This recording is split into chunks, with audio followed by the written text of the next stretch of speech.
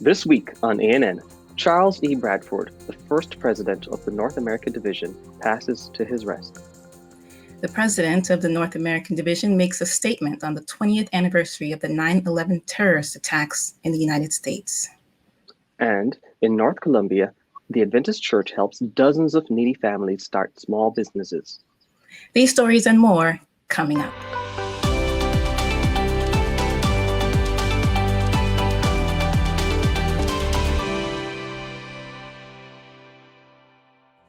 Thank you so much for joining us this week. First in the news, Charles E. Bradford, the first president of the Seventh-day Adventist Church in North America, passed away on Thursday, September the 9th in Huntsville, Alabama. He was 96. In 1979, Bradford was elected to succeed Neil C. Wilson as president of the North American Division.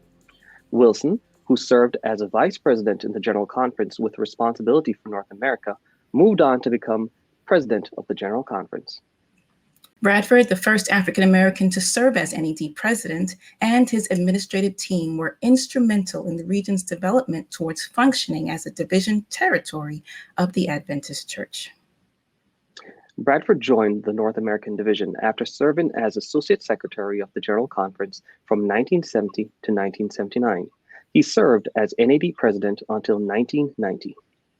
The current president of the Adventist Church in North America, G. Alexander Bryant, said, "Elder Bradford was a spiritual giant among us. The impact of his legacy and ministry can never be fully measured or ascertained. It continues in the lives of generations of leaders, pastors, and members who have been influenced and inspired by his life.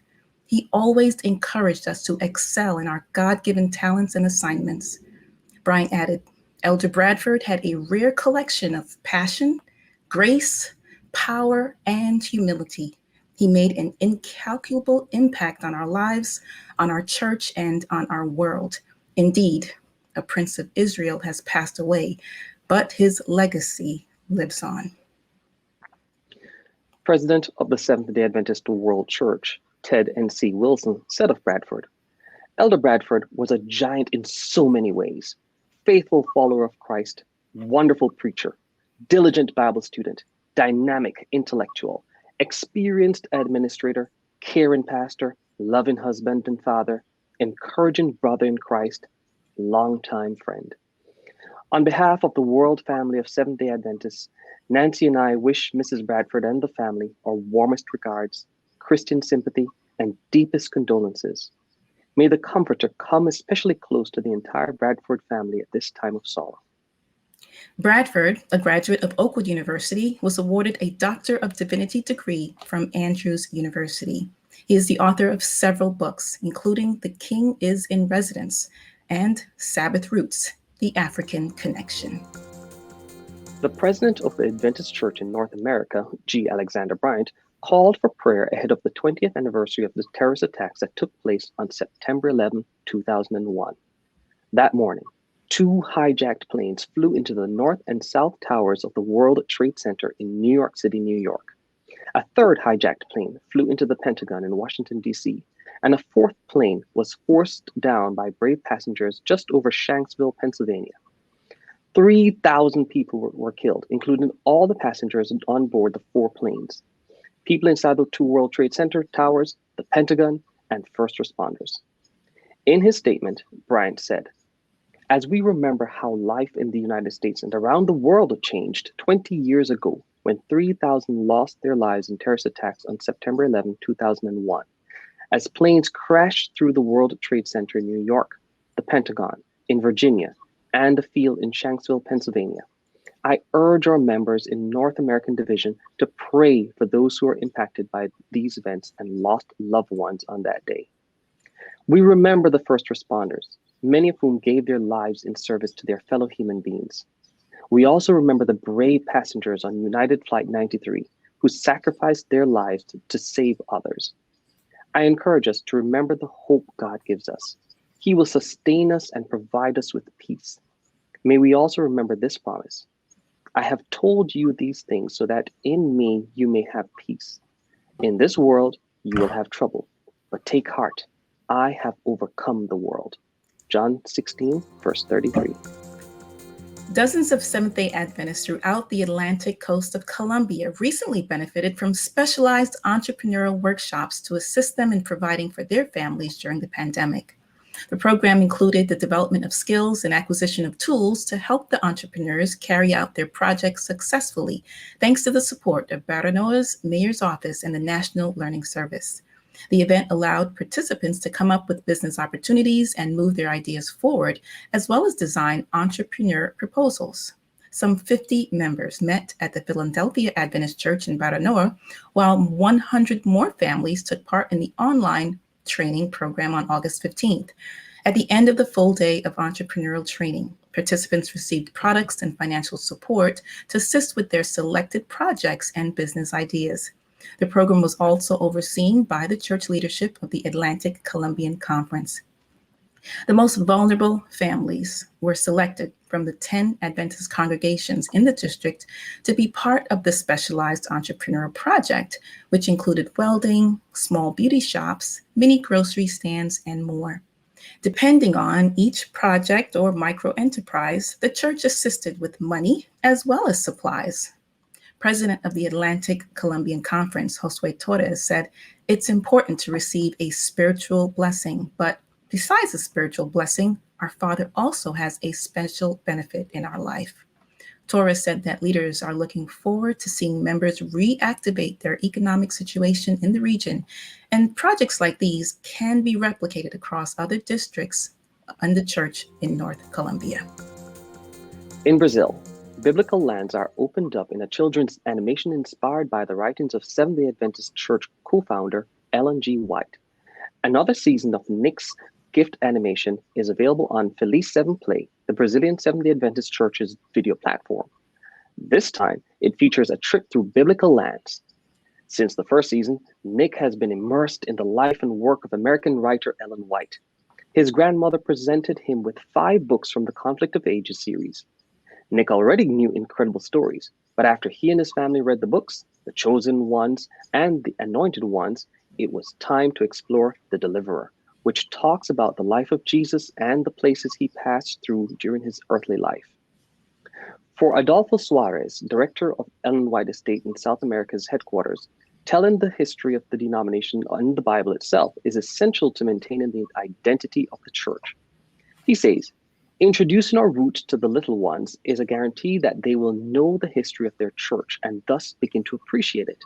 Value is only given to what is well known." According to him, the main objective of projects like this is to cultivate a new generation that, in addition to loving the church, loves the God of the church. Young participants of the Adventist Voluntary Service Project of the Central Bolivian Mission and the 1 Year in Mission team from the Bolivian Union held an eye health fair in the town of Loma Linda in Cochabamba, Bolivia. More than 160 people were cared for by the 32 volunteers who checked vital signs and performed eye exams. Volunteers also taught visitors about the 8 laws of health, gave them information about the COVID-19 vaccine, and distributed missionary books to each person that they served. In this group of young people, there were doctors, ophthalmologists, nutritionists, optometrists, and nurses, and they gave away 200 pairs of eyeglasses. As a result of this event, 40 people agreed to receive a visit from a missionary, 15 agreed to study the Bible, and 90 agreed to pray together. When the pandemic hit, many of us had to figure out new ways of doing things safely. This led to innovation that will continue even after COVID-19 is gone, including the hospital bedside. Videographer David Maddox captured how an Advent Health care team is using technology to keep patients connected to their loved ones. Hey, Johnny. How are you? We've been following this family for over 80 days now. You doing okay today? Yeah. Johnny came to us initially on our cardiac ICU floor. At the time, COVID was very high in volume, so there wasn't any visitors allowed on the floor. The only communication we had was with the doctors, and one of the days I broke down because I can't see him, I can't touch him, and one of the doctors suggested the virtual team. And I was like, what is that? Do you want to call Tony? Virtual connections. We connect patients virtually to their families. There's Margie. And now we just got to get Tony. Being alone and not in familiar settings is unhealthy. Hi, Tony. So our goal is to be able to connect those patients and bring as much of their home to them as we possibly can. Martha's here too. The very, very first time that I saw my brother, I just couldn't believe it. I was like full of emotions. I'm trying to touch the screen, trying to hug him. Hey! We felt that we were there in the room. It's me. Several of his siblings live out of state. They live in New York. And we were able to connect Johnny with all of his siblings virtually at one point. Father, we lift up to you the hospital staff, Lord God. I absolutely love what I do. I'm able to go above and beyond every day to make sure that these patients have the connections that they need. We have to sometimes take time and listen to God. If it wasn't for you guys, I won't be able to keep my sanity. You guys are like a family. I will be forever, ever grateful. Thank you. Coming up, in Brazil, Adventists work to provide for mothers in their community. We'll be right back after the break.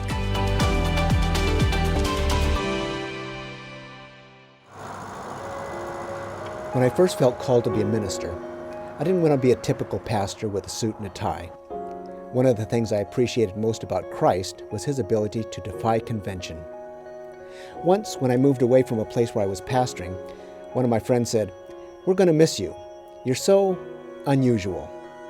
I take that as a compliment. I'm someone who likes a challenge. I love to test my limits. I've been running for more than 35 years, most days of the week. I love to run, especially in nature. It's time alone with God where I can recharge. I run first thing in the morning so I can prepare emotionally and spiritually for whatever I might experience that day. I find my greatest fulfillment in relating to people who aren't Adventist or even Christian. We have to meet people where they are. That's what Jesus did, and it's still our responsibility today. I have friends who are Christians and atheists, gay and straight, old and young, of all races and ethnicities. I'm a biker, a runner, and a pastor. I'm extremely blessed. My name is Stephen Chavez, and this is my whole life.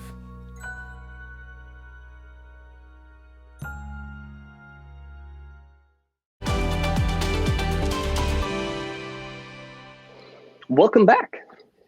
Unquestionably, motherhood is a challenge, and it is even more so for women in situations of social vulnerability. To help these families, a group of volunteers from Maringá, Brazil, created a project called Baby Partner. The group focuses on assembling baskets for newborns with everything a baby might need, as well as providing resources to help assist and guide mothers in mental health, legal issues, general health, breastfeeding, and spiritual matters. The project started with Isabella Dancini Pontes, who was inspired to help struggling mothers after she had her own daughter. Pontes not only sought to donate items of clothing to a specific family, but she also wanted to create a network of volunteers to assist women through various stages of pregnancy and motherhood. Today, more than 50 people are part of the initiative. They search for donations, washcloths, make deliveries, and guide mothers through their needs. Since October 2020, the project has served 145 registered women. Volunteers also offer courses for mothers to learn to perform jobs to help them generate income. Baby Partner is now part of the Adventist Development and Relief Agency. The South American Division sent this report. A Priscila precisou de ajuda quando, depois de 4 filhos, chegou a Arielle. Desempregada, ela recebeu o apoio do projeto chamado Bebê Parceiro, que conseguiu todo o enxoval para a recém-nascida. A família recebeu as doações e muito mais. Muitas vezes não é só você ganhar, você receber a doação do projeto. Uma conversa, uma palavra muda muita coisa pra gente ali. O projeto Bebê Parceiro começou quando a filha da Isabela nasceu e ela quis ajudar mães com dificuldade. As roupinhas da minha filha começaram a ficar pequenas e eu quis fazer uma coisa diferente, poder ajudar mais pessoas do que dar apenas para uma única pessoa as roupinhas da minha filha. Desde outubro de 2020, os voluntários do Bebê Parceiro já atenderam 145 mães em Maringá, no norte do Paraná. As famílias são indicadas pelo Centro de Referência em Assistência Social, o CRAS. Quando as crianças nascem, as mães recebem um kit com tudo o que é essencial para um bebê. Essa é a Olivia, minha filha. E as roupinhas da Olivia que ela não usava ou não servem mais foram doadas para o bebê parceiro. A gente pediu e eles vieram buscar aqui em casa. E agora essas roupinhas já devem estar vestindo outras crianças. Né, filha? As doações são separadas, lavadas, muitas vezes reformadas e então usadas na montagem dos kits. São roupas, calçados, acessórios, itens de higiene, kit berço, enfim, tudo o que um bebê precisa. Para os recém-nascidos, o primeiro kit vai nessa caixa decorada. Nós colocamos de 30 até 36 peças. Mandamos o livro do ano, um livro missionário, e também um estudo bíblico para a mãe. E agora vai também uma liçãozinha do rol para as crianças, para a mãe já começar a ensinar a criança nos caminhos de Deus.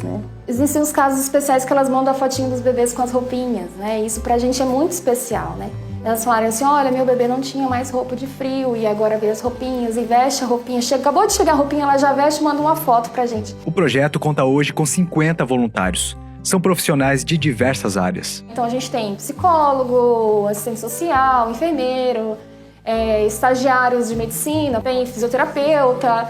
E aí a gente encaminha, orienta, olha, você tem direito a isso, você pode procurar isso em tal lugar. Por causa da pandemia, os atendimentos são feitos por chamada de vídeo. Geralmente, essas mulheres elas não estão assim, digamos, bem atendidas. É o que nós identificamos, tanto eu quanto a psicóloga, que tem muitas falhas, tem problemas aí psicológicos que precisam ser levantados, precisam ser cuidados antes que essa mulher tenha o bebê. Identificamos aquilo que ela ainda não está bem esclarecida, porque tem uma questão que a mulher chega pro profissional de saúde, ela fica intimidada, fica com vergonha, então esses atendimentos deixam elas bem livres, bem leves, e nós conseguimos extrair o máximo de informações para estar fazendo os encaminhamentos. A Eide já tinha uma filha de 7 anos e um enteado de 6, quando descobriu que estava esperando os gêmeos, Arthur e Benício, ou seja, tudo em dobro. No começo a gente precisou de uma outra assistência, que foi uma cesta básica que a Igreja Adventista nos forneceu. Os meninos estão com 7 meses. Já foram muitas peças recebidas e devolvidas no mês seguinte para serem repassadas a outras crianças. Dessa vez, a Laís veio fazer a troca. Então é muito gratificante assim ver essa alegria, ver essa satisfação das mães, conhecer os bebês também. É muito prazeroso. O projeto também tem a ideia de tornar essas famílias financeiramente independentes. Então nós temos uma oficina, e nós trazemos cursos para essas famílias. Para que depois de um ano, porque o projeto acolhe só até um aninho, o bebê, a família consiga andar sozinha, Recentemente, o projeto Bebê Parceiro foi incorporado à ADRA, Agência Adventista de Desenvolvimento e Recursos Assistenciais. A ideia é expandir. E para isso precisam de mais voluntários. Saiba como ajudar. A gente tem um WhatsApp e entrando em contato com a gente por esse WhatsApp, a pessoa que atende vai dar as possibilidades, tanto de doação de roupinhas, o ponto de coleta, ou se a pessoa não pode trazer, a forma que agendar o recolhimento dessa doação. Também a gente tem uma chave do Pix para doação. Você pode entrar agora no site da ADRA, adra.org.br, procura lá o projeto Paraná Bebê Parceiro, você vai achar facilmente. Faça a sua doação. Você também pode se inscrever como voluntário através do site. Você pode também conhecer nossas ações aqui do Bebê Parceiro através das redes sociais e se envolver, seja como voluntário, seja como doador, seja como apoio. Para a gente é muito especial poder acolher essa família nesse momento de tão assim, além de ser delicado, especial, de muita dificuldade que essas famílias estão passando, ainda mais nesse período de pandemia. Só tenho a agradecer a Deus por esse projeto, porque é o que está nos salvando. São pessoas extraordinárias, que eu já nem falo que ali é um bebê parceiro, ali é uma família acolhedora.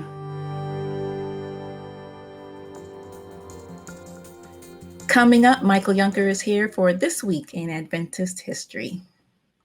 But up next, Adventist Mission shares the story of an Adventist who worked to meet the needs of refugees in his community.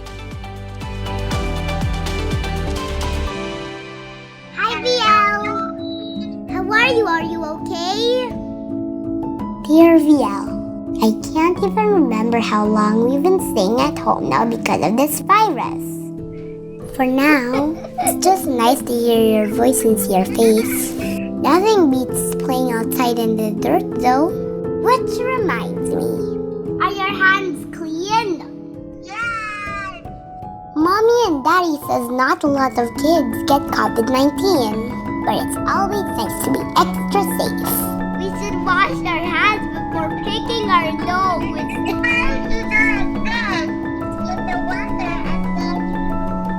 Washing our hands protects us, but it also keeps us from spreading the virus in case we touch something dirty.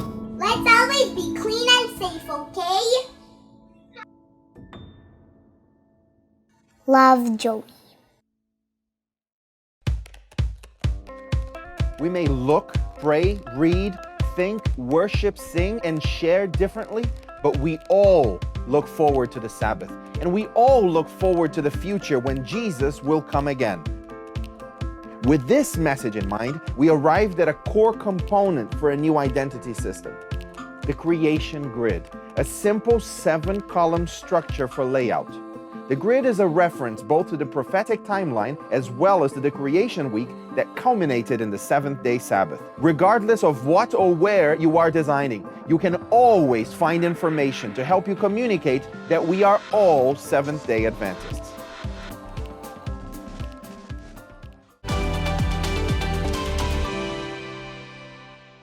Welcome back. Anise is a Seventh-day Adventist who lives in Washington, D.C., but grew up in the country of Jordan. Since living in the United States, Anise decided it was important to reach out to the refugee community in his area. Adventist Mission has more. Jesus called his followers to care for the foreigner and refugee living among us. Adventists all over the world are doing just that.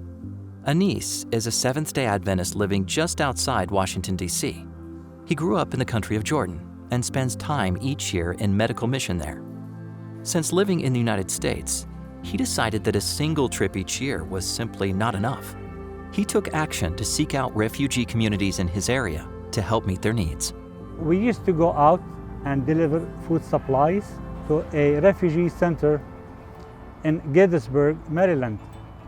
But we never got a chance to meet those families. Anise realized that in order to have a larger impact, he needed to get to know these families face to face. The personal interaction is very important because here, as refugees from a foreign country, they have no relatives or families, So this has become a personal touch with them, and to build the relationships and build the bridges, they have become our friends.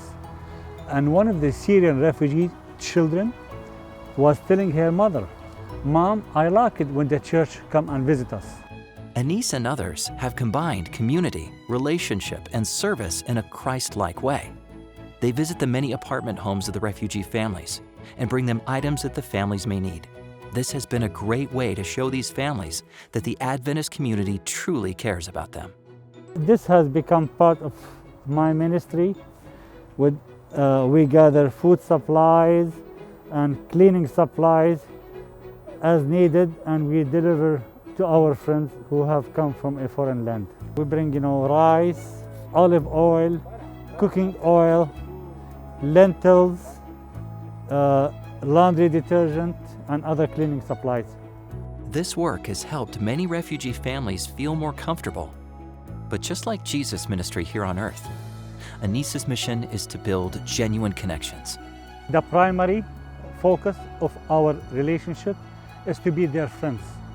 And also, during the pandemic, we have kept that personal touch.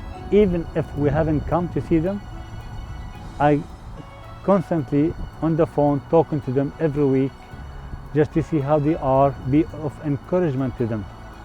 And that has meant a lot to me personally. Anise and many others are continuing to embrace the calling of Jesus to love and care for their neighbors who are foreigners and refugees.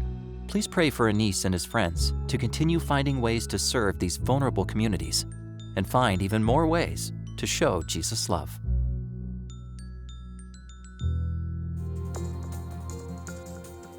Watch this and other mission stories online by visiting AdventistMission.org, then click on videos at the top. And finally, for today's episode, let's turn to Michael Yonker for a look at Adventist history. This week, we hear about the life of religious freedom advocate and Bible teacher, John Orr Corliss. This week in Adventist history, we remember the life and ministry of John Orr Corliss, who died September 17, 1923. John Corliss was born to Joseph and Jane on December 26, 1845. Sadly, Joseph passed away in 1850 when John was just 5 years old. Later, his new adopted father treated him harshly, causing John to apprentice as a sailor at the age of 16. While serving as a sailor, however, he became interested in Christianity around 1862, though he was not baptized at that time. This was just as the Civil War was beginning, and after marrying his wife, Susan, he enlisted in the Union Army, serving in the 30th Regiment of the Maine Infantry. After the war, he returned to Maine, where he was officially baptized by a Free Will Baptist minister in 1866. Tragically, however, his young wife, Susan, passed away shortly thereafter in 1867. It was during the time of his grieving the loss of his first wife that he met James and Ellen White, who were doing evangelism in the area with John Andrews. Corliss felt inspired to accept White's invitation to join them in Michigan, and there he learned more about the Seventh-day Adventist faith. James White baptized him again in 1868. That same year, he became the chaplain for the Battle Creek Health Reform Institute and remarried Julia Ann Burgess, a school teacher. In 1871, he felt inspired to move full-time into ministry, conducting evangelistic series in Michigan, though without any formal financial support, forcing him and his wife to work day jobs. Eventually, however, his labors were rewarded with support from the church, and the prominent pioneers James White, Joseph Wagner, and Stephen Haskell officiated at his ordination. After 1884, he was nominated to go to Australia to do mission service, where he spent a few years in ministry, including helping with the publishing house there.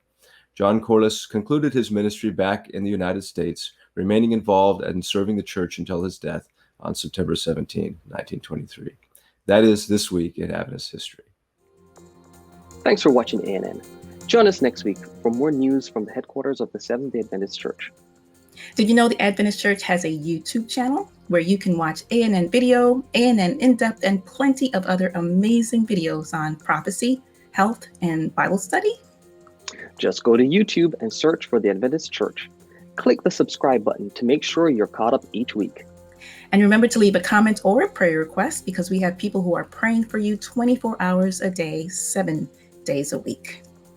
Before we say goodbye, here's some good news from the book of Deuteronomy, chapter 6, verses 5 and 6.